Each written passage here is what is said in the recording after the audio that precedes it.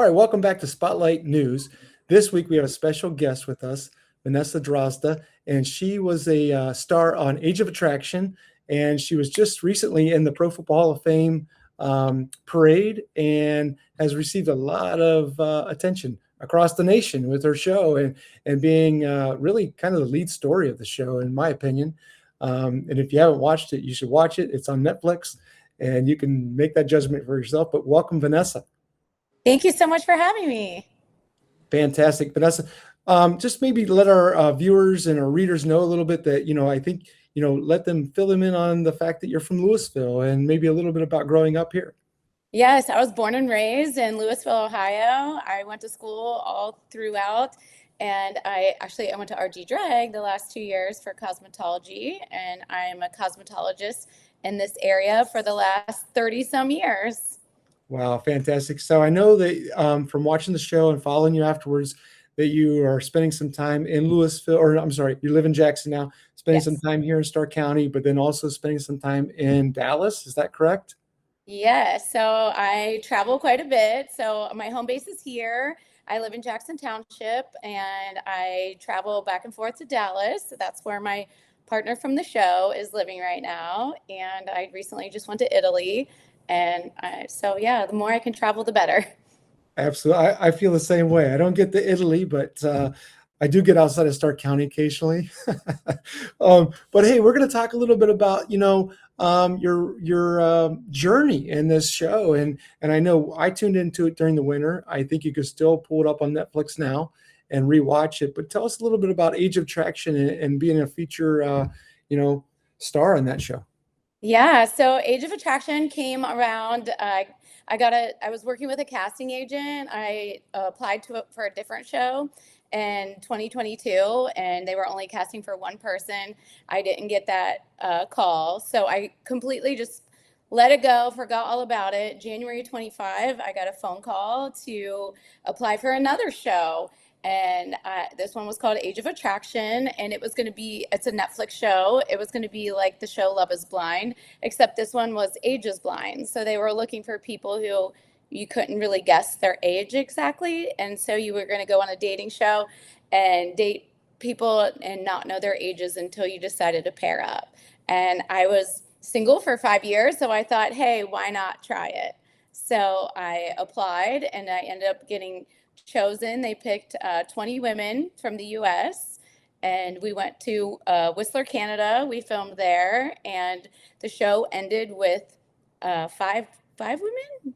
Yeah, five or four of us. No, five of us at the end, and I was one of the five at the end.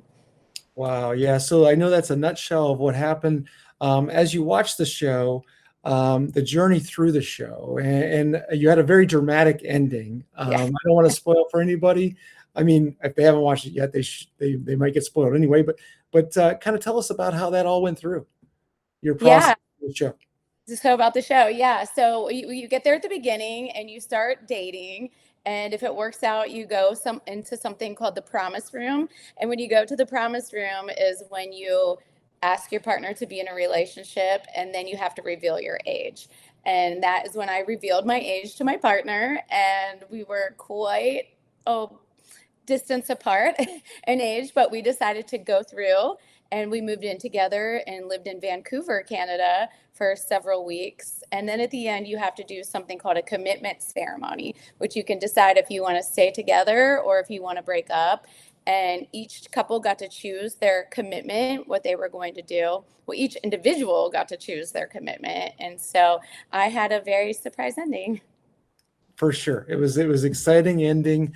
Throughout that process for the viewer, my wife and I were watching the show and we were wondering like, what's this person's age or that kind of thing. So it was a mystery to us and a mystery to you guys. Was that stressful not knowing the age, or did you kind of have a mental guess of what you were thinking the age was of the other person? It was really freeing to go into it. One of the harder things about dating, I mean, I'm 51 now. I was 49 at the time, but one of the harder things about dating is Yeah, finding someone your age that's available. I mean, a lot of people at this age are married with kids, or people are divorced, and there's baggage, and there's so many things to navigate when you are dating later in life. So going into this experiment, you had the opportunity to like take that off the table and not really think about the age or if they had kids or that sort of thing. So you had the opportunity to get to know the individual without all these outside things affecting it. So it was kind of a cool experience, and I leaned into it, and it was kind of nice to not be judged for my age. Because I think sometimes when someone hears your age, they put you into a box of what kind of person you are. So a person got to know me for myself without connecting the age. Well, that's interesting because, like, as a viewer, you're kind of stressed because you kind of making a guess of this person's age and is it going to work with that person's age. But from what it sounds like, from your perspective and the people in the show, it was relieving because you just kind of shelved the age. It's not a Yes. factor. Yeah, and some people's ages were surprising. I mean, looking back, I mean, there a lot of us were visibly shocked when we were hearing about other ages. And so it was kind of a fun experience. So being in that environment, like I know as when we were watching, you guys were at some really cool places and some environments where you're kind of secluded from other people that aren't on the show. Um, Maybe as that transition through the show, like how did that change as you started getting closer to regular life? You mean, yeah, so when we got to the show, we were isolated. So I wasn't not only like the women were on one resort, the men were on a different resort, and we weren't even allowed to talk to the other women there. And so as things move forward, obviously you moved in with your person, and then you were just secluded, just you and your person, no phones, no TVs, whatever. So, there were several couples that did do well in that environment, but as soon as they got home, it fell apart. They weren't able to keep it up and sustain it, two of the couples. And then there were other two couples that were able to sustain it. So, yeah, it was definitely that was a really cool part of dating too, because when you first meet somebody, there's so many outside things going on and work and phone calls and texting, and just like taking all of that out of the equation made it a cool experience. That does sound really cool. So, behind the scenes a little bit, you're telling us that there were times where you weren't allowed to have your phone. Is there other behind the scenes stuff that you could share with us that maybe we just wouldn't know? I mean, we didn't even have a clock, so we didn't know what time it was. So I was in, I'm coming on Eastern time. I was in Pacific time. And so you get there, you get like a call sheet in the morning that they slide under your door, and you need to know what to dress and where to be. And from there, you have no idea what's going on during the day. Like they'll just bring you lunch, and you're like, can you tell me what time it is? It's 4:30. And then you're filming, and you're like, when's dinner? You have no idea when it's coming. And it'd be like 10:30 at night, and they're bringing you dinner. So you just really have no idea of time, space, anything. So you're just all you are is very present. And that was cool. That's cool. I could see where that could be a real mind shift for somebody who has a lot of control issues. For me, I would be like, what is going on here? Like, I like to know when I'm eating each day. I like to know my plan. So that had to, navigating through that is something that the viewers really don't know that you're experiencing. Yeah. Another thing they wouldn't know is I had to bring 48 outfits. And so they gave you category of outfits that you needed to bring. You needed sporty clothes, you needed casual clothes, you needed elevated clothes. And so we had to take pictures of ourselves and all of the outfits. I ended up bringing 60 outfits with me right, Oh my because God. you just never know what you wanted to wear. And I was not told where I was going. So they said, you're going to a foreign country to film a dating show. So when you hear that, you think you're going to somewhere tropical. So all of my outfits I chose were very, fun and cute. Like I was going to be on the beaches of Mexico. Little did I know I was going to be in British Columbia, Canada, and it was 37 degrees there. So when you see me Oh. in a little dress out on a mountaintop, just know I was freezing. Well, yeah, that's another thing. I mean, gosh, knowing all that behind the scenes, I may have to watch the show again just to kind of look for those kind of things to be because I know there are pool scenes and things like that, and you're assuming that it's nice weather. No, it was probably well, and also they go by Celsius there. So you didn't really know what the temperature was. So I learned, you do this and you subtract it. I don't even remember it now, but yeah, it was probably mostly in the 30s. The highest it probably got was like in the 50s Wow. Fahrenheit. So yeah, so that adds a little bit. And if they throw in the Celsius to me, I'm just like I'm guessing. So I would Yeah. not know. Yeah. I mean, Canada was different. It was different. The food was really good there. The food was really fresh there. I had, of all places, I didn't think like I would have really good food, and everything was good there. And they're really super liberal and different there. And, you see some sights on the streets that you don't necessarily see here. So I learned a lot about their culture. So I do want to get into, like what happened after the show, and how just also kind of behind the scenes, like, the secrecy and things like that as you leave the show, because of course it's taped and we wait to see it and you can't give away the ending and that kind of thing. But I do want to talk a little bit before we get there about, your relationship and the relationship that you created with Logan, and tell us a little bit about how that just kind of grew. Yeah, so we wrapped in January of 2025. We signed a 33-page non-disclosure, so we weren't allowed to tell anyone if we were dating, not dating, where we were in the relationship. And the show didn't even come out until March. The last episode, the reunion episode, was April 1st. So we were not allowed to say anything from June until April 1st of the following year. So we were in this relationship. We couldn't post on social media. We couldn't really say anything about it, but we were seeing each other at least once or twice a month, like traveling back and forth. And in the meanwhile, he tore his Achilles tendon and he had to get surgery twice on that. So we've been managing that and taking care of him, and we're still going strong. That's great. I know you had a big celebration. I think it was at Jersey's. You Yes. guys had a celebration where you kind of had the watch party for the last show, or am I wrong? Yes. Well, I had two big parties at Jersey. So I had my 50th birthday party. Okay. So part of, you didn't see this, but part of the commitment, we had to each give a commitment to each other. And when I was on the mountaintop, my commitment to him was I wanted him to come to my 50th birthday party and meet all my family and friends. So he did come. That was last year in July. He did come to my party and meet all of my friends, but everyone thought he was the maitre d'.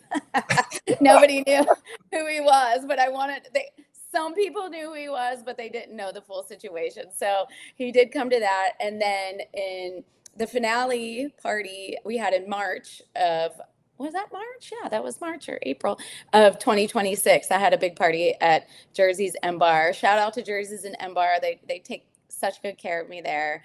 But we had a huge watch party. I had 4 of my castmates come. My producer came, and everybody got to watch the finale for the first time. So the finale was a big shock to everyone, Oh my gosh. especially my dad. And Yeah. I feel bad. I'm like, maybe I should have told my dad beforehand, because he was really shocked. And my dad's Oh my not an gosh. emotional man, but he was very emotional, and It was, I can imagine as a father or a family member watching that show. That was dramatic. I mean, the mountaintop thing was very dramatic, and it was a roller coaster to say the least in terms of understanding what was going on there, and not grabbing your TV like, what's going on, what's happening, because Yeah, imagine that was really me. Like, you know yes. how you felt as a viewer? That was me in real life. And there was a point I was looking off the side of the mountain. I'm like, well, if I jump, I wonder how far, how quickly I get out of here. Oh yeah. I mean, you're right, because there was a point, and again, this is going to make people want to watch it, which is good. But there was a point where, like, as a viewer, you're thinking, how can we help her escape this? Yes, You know, yes, but yes. he played it well. I mean, he played it very well. Yeah, that was definitely a roller coaster. And I don't want to spoil anything, but yeah. So I said, I want you to come to my birthday party. And then he turned around and said what he said to me. And I was like, whoa, nobody prepped me for this. They were like, you're going to go in and say what you want to commit. And then he's going to come in and say what he wants to commit. And I wasn't prepared for the twists and turns that they took me on. So So did was there anything that you saw in him that gave you the idea that this guy could be a little bit tricky in terms of, that kind of thing, or maybe even afterwards you noticed that about his personality, that he enjoys like that kind of thing, or where did that come from? He really underplays everything. So he just kind of downplays a lot of things, and he doesn't get really emotional about things. So sometimes I can't tell when he's being sarcastic or when he's being serious, just because that's like his tone. And so when he was saying all those things to me, I'm like, wait, is this real? Is this a joke? It's just, and you have to keep in mind, we only knew each other at that point like 6 weeks. Wow. Wow. Yeah. And so, yeah, that was great. It was honestly, it became, I think, the lead of the show. And that really was enjoyable to watch. When you were done with it, you were like, yeah, that was fun. That was exciting. But yeah, it was dramatic in a way of like, oh my gosh, this is crazy. At the end. Um, so, Yeah. so tell us a little bit about what's going on now. So you said about his Achilles. He had Achilles surgery, which is, I said that correctly, right? Yeah. So um, September of last year, 2025, he was playing flag football and tore his Achilles tendon. So he was a very active person. He was on a golf team, a volleyball team, league, I should say, and a flag football league. He did yoga and worked out. And so September of last year, he tore his Achilles tendon. It never healed. And so by the time April came around, they realized there was a second tear. And so he had to undergo surgery again. So he just came up here. Well, he was here for 4th of July and then again at the end of the July for my birthday. And he's finally out of a boot. So for 10 months, he was in a boot or a cast. And Mhm. so, everyone's like, well, what are you guys planning for the future? I'm like, well, we had to walk first before, before you can run, right? You have to walk before you Yeah, can run. we're not having a guy go down the aisle in a boot, right? No, not at all. So we've just been really working on his healing, and I've been through stuff. I've lost a family member and a friend, and Mhm. we really, people say test your relationship when you're having the hard times, and that's when if everything's just happy and easy all the time, sure, it's an easy relationship. But for us, with him having 2 surgeries, me losing a friend and a family member, we really went through some hard times together, and I think it helped us build more than just what it was outside the show. Like the show was such a small piece of my relationship, and that was just 6 weeks of our lives, and here we are. Over a year later, it's a complete different relationship than what people see on the show. And another thing on that note, what people see on the show is produced and edited. It's not always, things aren't what you see. Yeah, well, they gotta make the show exciting in other ways to watch and that kind of thing. I know that you just kind of alluded to a little bit, and um, the things you learned about yourself, the things you learned about relationships, the things learned about life. I think a lot of times people in reality shows come out of it with a new perspective of things. So maybe talk to that a little bit. Yeah, like I said, I was single for 5 years before I went on this dating show. I was engaged prior to that in a really unhealthy, toxic relationship. And then my mom got sick and she got cancer and she passed away just a few months before I went and did the show. And so I was at a place where I was ready for something new and I was ready to start over. And I didn't know where to start and I didn't know where to go. And I appreciated that when I went and did the show that they did take your phones away. They did take your TV away. So I was really able to like listen to my instincts and listen to what felt right for me. And I didn't have all the outside, friends telling you, you need to do this, you need to do that. And so I really gained a lot of clarity about it, and I really gained a lot of confidence in myself and knowing what I want moving forward, and just really learned how to trust myself and listen to myself. Oh, that's great stuff. I mean, we tell people all the time, whether it's sports or whatever they're involved in, is to block out the outside noise. But what you're saying here was that was an opportunity that it was blocked out, and then you're able to look inside and construct a stronger interior. Is what I'm Yeah. hearing. That's correct. Oh yeah, for sure. I'm definitely a changed person for doing this show. I feel I feel like I'm the most secure and centered in my relationship than I've ever been in the past. Oh, that's great. That's great. We wish that for everybody. So as we trail out on our interview here, any glimpse into the timeline for the future? Yeah, I mean, right now I'm still working. Yeah, I'm not ready to give up my business here. I'm still working several days in the week at my salon. Vita Beauty Design is my salon, and Yeah. then just traveling on the weekends and seeing where I go. I'm working on a platform. I am doing, Instagram and TikTok, and so I'm hoping I can build my platform on that, which would give me a little bit more ability to figure out my next steps and where I want to go and if I want to move or if I want to stay here. Yeah, well, that sounds great. It sounds like a great plan, and we just we appreciate you joining us today. We can, we know you're a big star now. You're a celebrity. You're in the Hall of Fame parade this weekend. So yeah, Um, I was in the fashion show and the parade. that's It was right. yeah, I really appreciate the chamber for having me and the Football Hall of Fame for having me. It really means a lot to have my hometown behind me. Well, we're trying to keep you in Ohio. Yeah, As I'm much not as ready to we go can. yet. I'm Yeah. honestly this city means a lot to me. My family's still here. My dad's still here.